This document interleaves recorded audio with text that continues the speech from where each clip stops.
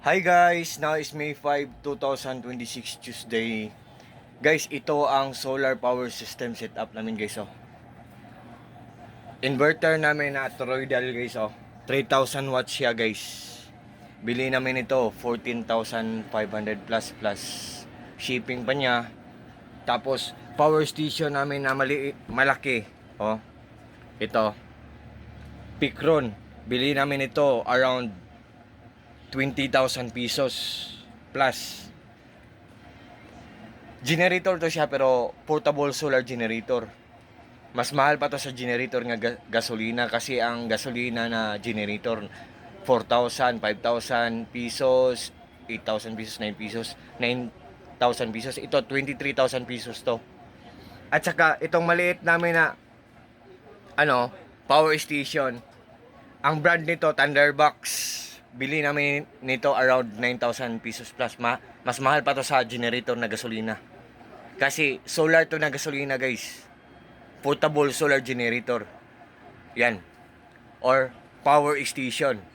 On the other term or in the other word, power station. At saka ito po, pag araw, pag mainit, wala kami problema.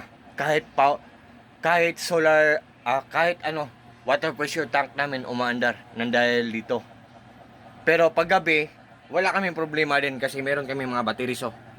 1, 2, 3, 4, 5, 6, 7, 8, 9, 10, 11, 12, 13, 14, 15, 16. Pag gabi guys, wala kaming problema kasi meron kaming 16 batteries. At saka ito po ang solar charge controller namin na Elijoy na malaki. At saka ang medium namin na solar charge controller. At saka yung ang small namin na solar charge controller. At saka pinaka smallest namin na solar charge controller. Elijoy mostly ang ginagamit namin dito. At saka DC to DC inverter to. Ito. Yan. Oh, tingnan nyo ang batteries namin guys ha. 1, 2, 3, 4, 5, 6, 7, 8, 9, 10, 11, 12, 13, 14, 15, 16. Pag tanghali, pag araw, wala kaming problema kasi marami kaming mga solar panel sa bubong namin, sa roof namin.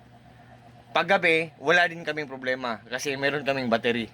Mga batteries, 16 batteries, Yan. Ito po ang solar power system setup namin. Sa mga ka-solar dyan, have a great day. Yan. So, sa lahat po ng mga friends ko dyan, especially nas palagi nag-order sa mga products ko, God bless sa ating lahat guys. Ingat po tayo palagi. God bless us all and that's all. Peace.